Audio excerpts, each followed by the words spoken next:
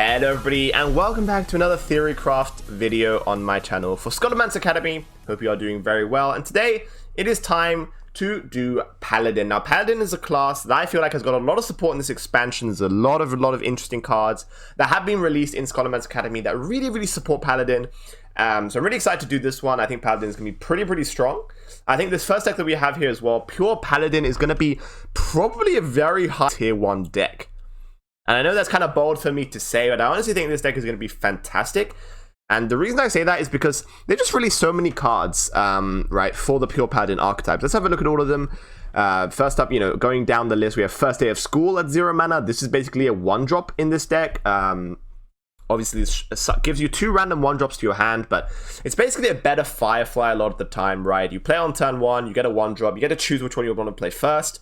A lot of the 1-drops in Hearthstone nowadays does have another effect, either a battle cry or a death rattle or something, if it's not just pure stats. So even if you get something like a 1/1, maybe it gives you more value, gives you more resources.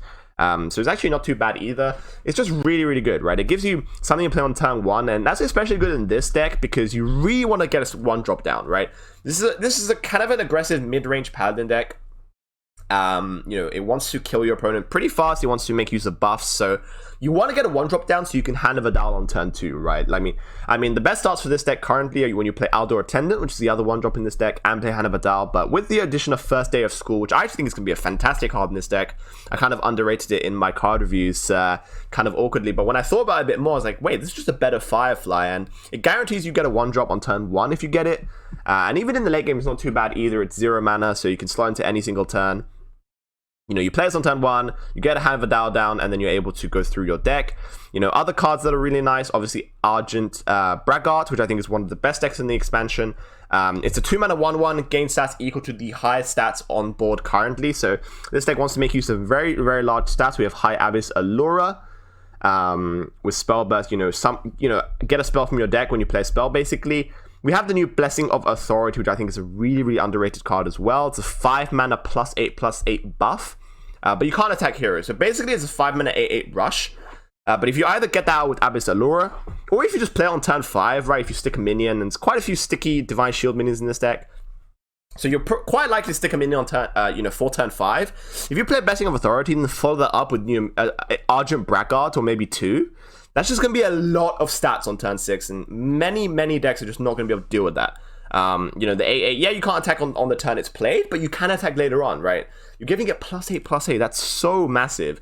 You're going to be able to take a value trade potentially. The extra health is probably going to make it survive, so you're probably going to be able to go face on the following turn. Fantastic card, right?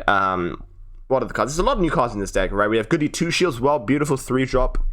Divine Shield, very sticky. We're running 1 copy of Gift of Luminance as well, so this can allow you to copy some of the death rattles that this deck has. If you put Libram of Wisdom, allow you to get more Libram of Wisdoms on your minions, get a copy of it. Works pretty well with obviously High Abyss Allura as well, if you get that to stick. We're still running the pure Paladin synergy cards, such as obviously Lightforged Zealots.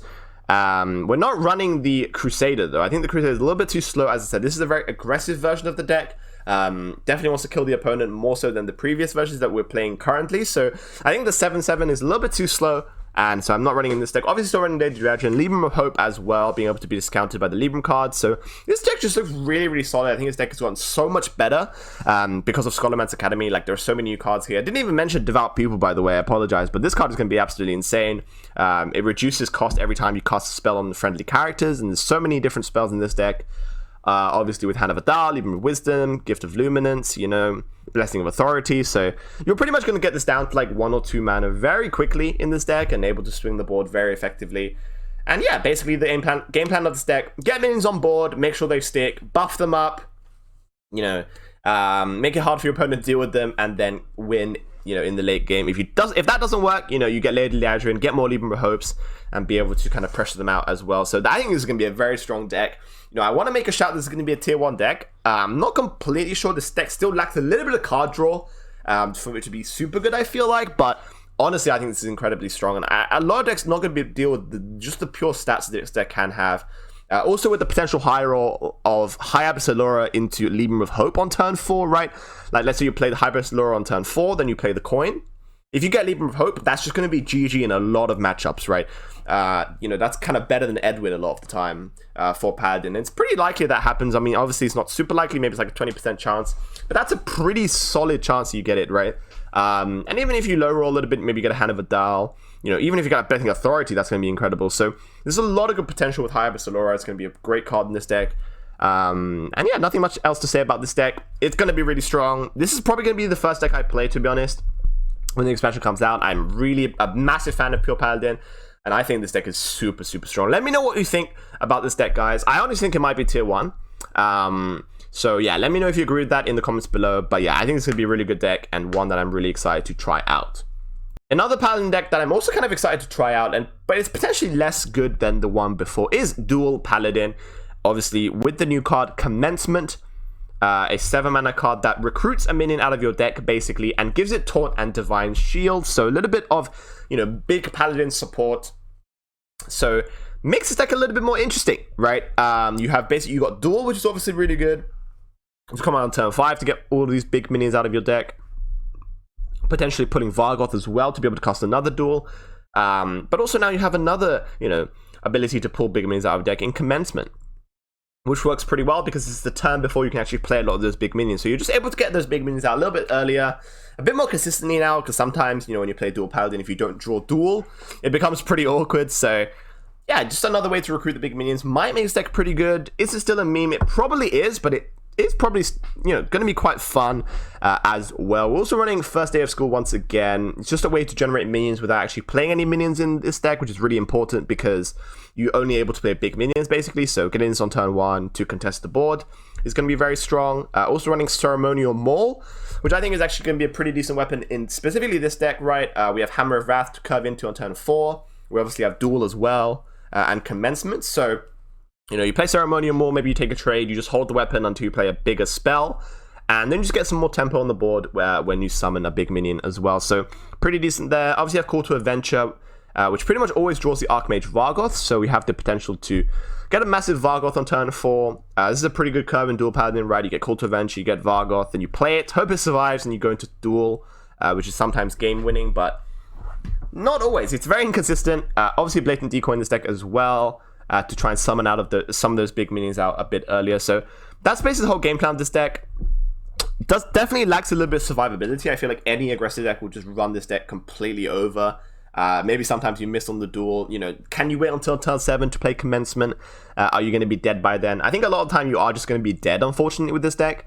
We do have Lightforged Blessing, which does offer a bit of healing, but that only comes down after you stick a minion. So that's kind of definitely the shortcoming of this deck. It's going to get completely destroyed by aggro decks, and doesn't even have enough resources to beat, you know, like value control decks, right? Similar with the big Demon Hunter deck that we looked at, you know, that, you know, has big demons, but what if they just kill them all? What if they just remove them all? What do you have, right? What's your other win condition? This deck doesn't really have that either. We're also playing the new Paladin Legendary, to, you know, obviously that can clear the board a lot of the time with that rush effect, with the kind of Sunkeeper Tarim effect as well, making a minion to a 3/3, so pretty decent. Playing a Bat Ahead as well to be able to come back onto the board if you're playing against aggro. And Scrapyard Colossus is a fantastic big minion though. Very sticky against other control decks. Maybe that does just help you get there, but it's gonna have to, you know, gonna have to wait and see. I'm not really convinced about this deck for sure. I think it's still probably gonna be a meme. Is it gonna be fun to play? I think so.